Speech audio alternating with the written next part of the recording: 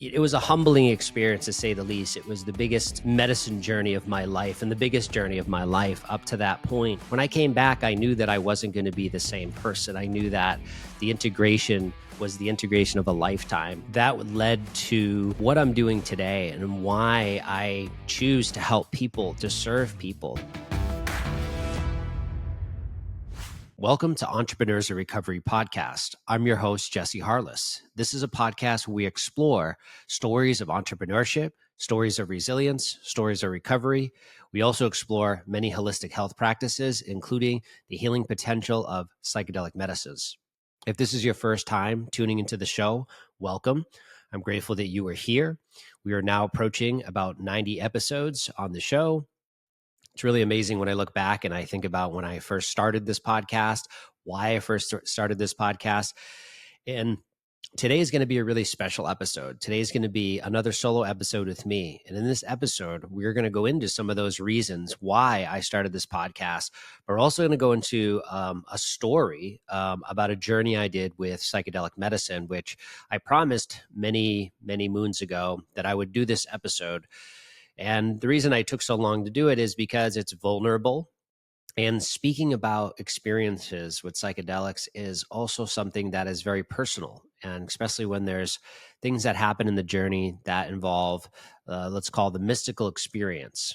And it's really hard to explain these things. It's hard to explain healing. It's hard to explain when you have these experiences that are beyond words. So before we dive into that, if you can take a moment right now and subscribe to the show on YouTube.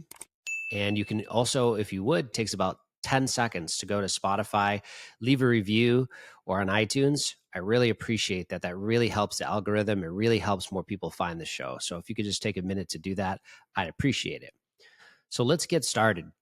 And I want to just preface this episode to say that we are going to talk about a journey I did that was a couple years ago. And I'm going to share more of these stories as I feel comfortable to share them. And I'm going to share about this particular story that happened in 2022.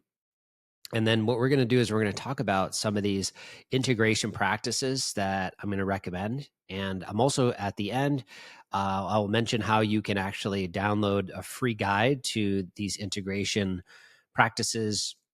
And I'll give you access to that with the link, of course, in the show notes. And yeah, then we'll wrap it up from here. So that's what you can expect. So let's dive in. And I want to just say that one of the reasons why I was so excited to start this podcast is because my dream with Entrepreneurs Recovery was to bring guidance and mentorship to men and women who are on the path of recovery. And when I say recovery, I'm not talking about just alcohol or drugs. I'm talking about the recovery from the programming and the patterns, the programming of this world, the programming and the things that we really need to unlearn so that we can unlock our own freedom. We can unlock our own minds to really be our own self-scientists, and of course to discover and read books and listen to others and be mentored and guided, but also educating ourselves, self-educating ourselves about health practices, about holistic health practices, about all the types of things, especially how to have a really knowledgeable, just a knowledge base of foods and how to produce energy. And a lot of the episodes that we have here on the Entrepreneurs Recovery podcast is about harnessing our energy, producing more energy, what could be blocking our energy, what could be, adding to our fatigue, our depression, or these patterns that we stay stuck in. And so this podcast came about to share those stories of others who have overcome great trials and also have become entrepreneurs and were able to lay out this path for themselves, these visions, these dreams, to make them come alive, which has been my path for about 8 years. Learning how to do that, learning from mentors and guides and coaches and books and podcasts and all the ways that we learn. So that was the journey. That was how it started. And, it turned into something a lot more when I discovered psychedelic-assisted therapy in 2021, which I never expected. My path of abstinent sobriety, if you know my path, I was on the path of 100% abstinence. That means that I was not drinking alcohol. I was not taking any psychedelics. I wasn't doing any drugs for 15 years, and it doesn't make me any better or worse than anyone else. It was just the path that I chose. And it was a path that it was really necessary because of some of the things that were happening in my early 20s, late teenage years.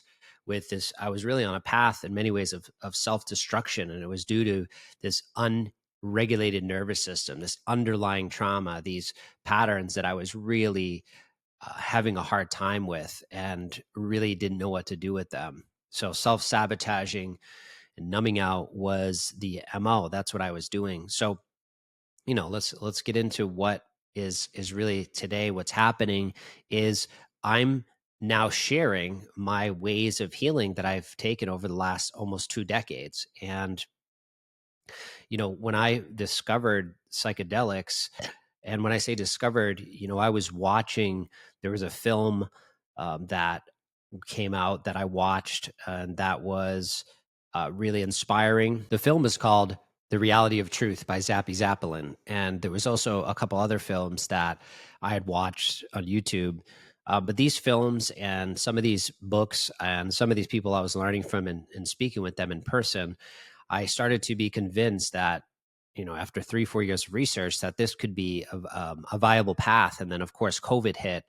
And like many people started to utilize psychedelic medicines during COVID, especially microdosing. And that's what happened to me. So in 2021, after I published my book, If Not You, Then Who, I was called to then start this path of microdosing. And so I had followed these different protocols that were available to me at the time. And when I started to do that, that really started to, I think I've mentioned this in other shows, but I had, in many ways, like a small mini nervous breakdown, because what was happening is my ego was really being impacted by that. My ego of abstinent sobriety and black and white thinking of recovery, because, I was really told that I would die if I had used any type of substance, even if it was a microdose of psilocybin. And I understand that thinking, and it serves a great purpose, but it also can be harmful if there is, properties of healing that are in these different medicines, especially when you're guided by an integration guide, which I also had. So I had hired a guide, an integration guide, for the very first time that I ever decided to try psychedelic medicines. And I utilized that guide for over 2 years. And I realized not everyone has the ability to have a psychedelic guide for their journeys and their experience, but I did, and it felt really necessary as I navigated these journeys. So I really want to get into this journey that I mentioned that I would share about. In 2022, I went to Costa Rica, and that's where I live now. But I went to Costa Rica, and I had chosen to go on a journey with ayahuasca, and then about a day later, peyote. And I'm sharing this because I'm not going to get into all the specifics of the journey, but I do want to share that I really, really was prepared for this journey. I had not only been doing many, many integration practices to prepare, I had an integration guide. I was just very ready. And my intentions for this journey were to heal my feelings that I had of brokenness and inadequacy. It was stuff from childhood. It was stuff from those days when I was really getting messed up on drugs and alcohol in my late teens and in my early 20s. I was arrested. All these things happened. I also wanted to heal what was blocking me from loving myself, finding a romantic partner. And I also wanted to just connect deeper with God, creator. And so those are my intentions. And, when I went into the journey, that started really early in the morning, and it was on this beautiful property in Costa Rica called the Farmer Life. And it was just this really magnificent journey where when I went on this this walk with this medicine, I had some really big experiences that didn't start right away. It took a few hours, but one of the interesting things is right about an hour into the journey, I started to embody out of all the people. It kind of makes sense, but I started to embody Bill Wilson. And if you don't know who Bill Wilson is, he's the founder of Alcoholics Anonymous. And it was really interesting that I was utilizing peyote and I was embodying Bill Wilson. I couldn't explain it. I felt like I had my little pen and my journal, because I had a little backpack for this peyote journey, and I wrote down what it must have been like for Bill Wilson to explore LSD after being the founding um, member of Alcoholics Anonymous, and what that must have been like. So I just started to write that down as I sat upon this hill as the sun is shining down. And I continued to explore after that. And this journey lasted at least 10 hours. So at one point, I ended up walking up to this platform. And as I walked up to the platform, the medicine completely came on entirely. And I was there were people who were watching us and making sure we were safe, but we had the freedom to walk and move around. And so I ended up laying down on this platform, and I had my near death experience, or my mystical experience, a complete disillusion of my ego. And I say this to say I've never had any experience like this before in my life. And so when it happened, it was extremely intense. And I had this like surrendering experience. And I'm not going to get into every part of it, but I had this really powerful message come in about me being an eagle, and me being, it sounds strange. I don't know, how does a human be an eagle, but that was the message that came in, that I was an eagle. And I have always been really connected to animals and nature, especially living here back again in Costa Rica. But that was the message. And it was, it was very intense. It was very peaceful. But I also had more experiences that would continue in this vision I was having. And one of the big parts of this experience I was having is, that I chose all of it. And it seems so hard to accept that. But I had, at that time, I was 38 years old. I was a single person living in New Hampshire. I was a therapist. I was a coach. I was all these things. And, it just all came to me that I had chosen all of it. And it was for me to just choose to continue going on and moving into accepting this life path of trials and trauma and addiction and all these things that happened, and moving forward despite all of it happening, and just embracing my life moving forward. It was like I was making a decision to continue on.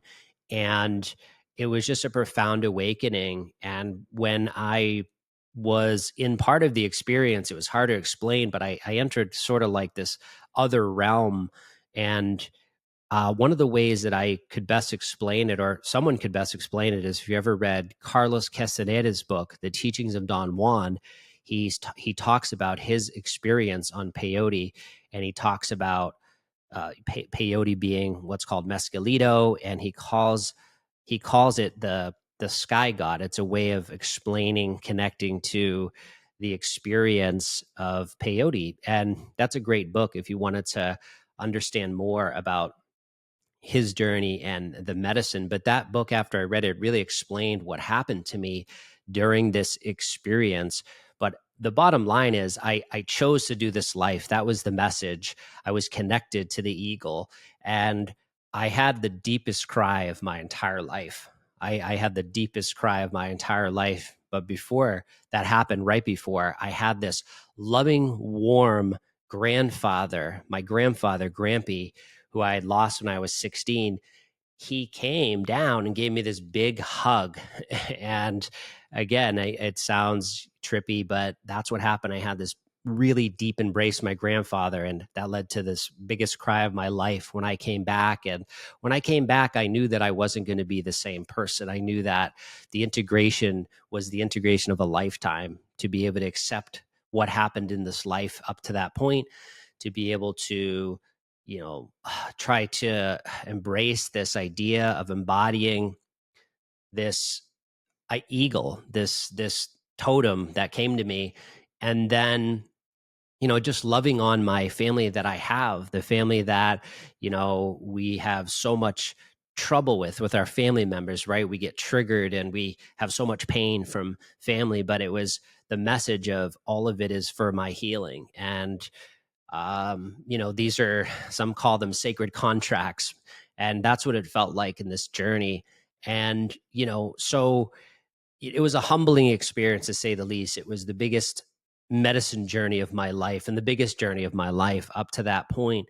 And so I wanted to share that journey because that really led to what I'm doing today, and why I choose to help people to serve people as a psychedelic concierge, to do the medicine work I've done, and just continue to share moments with you on this podcast. And again, I promised that I would share the story, and I didn't want to make this an hour long, and but I wanted to share with you why I was called to serve and to help people, and really help people to remember, the recovery of remembering who you are, remembering your inner compass and guidance, and your intelligence that is on the inside, and that can also come from the outside in nature and with people delivering messages. But it's ultimately in you, and in you to discover. So with that said, I wanted to end this podcast with some essentials to integration. And this is sort of just a bonus at the end to share. And this guide will be available for free. You can just go ahead to the show notes and click it and download it yourself. So let's get into that. And so I'm just going to share these 10 ways, these 10 essentials for psychedelic integration. And there are a lot more. And I'm going to tie them into even the book that I wrote, because despite the book not being about psychedelics, the book is about holistic health practices, self-care, entrepreneurship. So the first thing that's really essential for integrating journeys, psychedelic experiences, is number one is clarifying your intention. Of course, there's preparation and prep work and preparing yourself, maybe with a healthy eating and a diet. But really, the intention, what is the purpose? What is your intention? What do you want to get out of the experience? What do you want to release? What do you want to discover? So the second is safety. Again, you might need to contact a medical professional, an integration guide, just to make sure that you're safe, to prioritize safety first, make sure that you're prepared for this journey physically, emotionally, spiritually, mentally, psychologically. So you also want to know about contraindications. Contraindications if you're taking medicines or even certain supplements. Certain supplements can be dangerous to take or consume the day of the medicine journey, or even a few days prior. Same with medicine. So screening for safety. The next is choosing the right support. I mentioned I had an integration guide before I ever consumed any psychedelic. And I think there was an advantage to have someone there to speak about my fears of going insane. And another episode, I'm grateful you've stayed on for this long for this episode. Another episode, we're going to talk about the fears that come along with choosing to do a psychedelic journey. That'll be on another solo cast episode that I will do. So again, choosing the right support. So that could be a trained therapist or psychologist who's familiar with psychedelics. It could be a mentor in the space that you trust. It could be a guide, or again, it could be an integration guide. So another important part of integration is preparing the body. So you may want to make sure you're well nourished, eating good foods, like I mentioned, but even doing some walking and some light exercise, hydrating, reducing any types of stimulants. Maybe you cut back on caffeine, cut back on foods and sugars that may not be serving you. So again, nourishing and hydrating the body. Another important part of integration is preparing the mind and the spirit. So what do I mean by that? Well, you can start to some people don't like meditation, so maybe it's prayer for you, but really sitting with yourself in contemplation and mindfulness. It could be meditation, journaling. Journaling can be really powerful before an experience, because as soon as you decide to do a psychedelic journey, that's when the medicine really starts to work. It's when you choose, even before the day that you get into the medicine, that's when it starts to work. So maybe you're utilizing some breath work, some journaling, meditation, like I said. And for you, if that is not something, maybe it's prayer. And then this would be the sixth point of the integration process I'd recommend, is surrendering and trusting the process. So I know in this world of ego and control and how stressful life can be, it's really, the word surrender is not something we like to hear, but like trusting the process is what I mean. Trusting that this is going to be uncomfortable at times, but there's great wisdom on the other side of this. There is this beautiful natural unfolding of what can happen when you trust the process and trust yourself for making this decision. And one thing I didn't mention is, you also want to vet you want to vet the place or the person and the guide that you're doing the psychedelic medicine journey with. That's really important too. That's part of my work as a psychedelic concierge, to help you to find these guides and maybe retreat centers that are vetted, that are of integrity. So that's just really important too. So the next is grounding the experience. So like after the journey, make sure that you have this landing where you can just be in nature. Your brain is going to be highly neuroplastic. There's going to be an opportunity with all of this opening that's happening for you after a journey, where you can change patterns, you can bring in new inputs of information. And that's going to be really important for your nervous system. You have an opportunity to integrate this into your nervous system and make some real changes.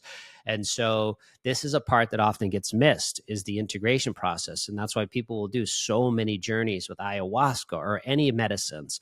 They'll just continue to do them. And part of it is, there's not an opportunity, or there is an opportunity. Sometimes there's not. Life is stressful and busy, but to integrate the journey. And again, grounding the experience in nature, grounding with movement, hydration, diet, but also finding someone to do integration sessions with.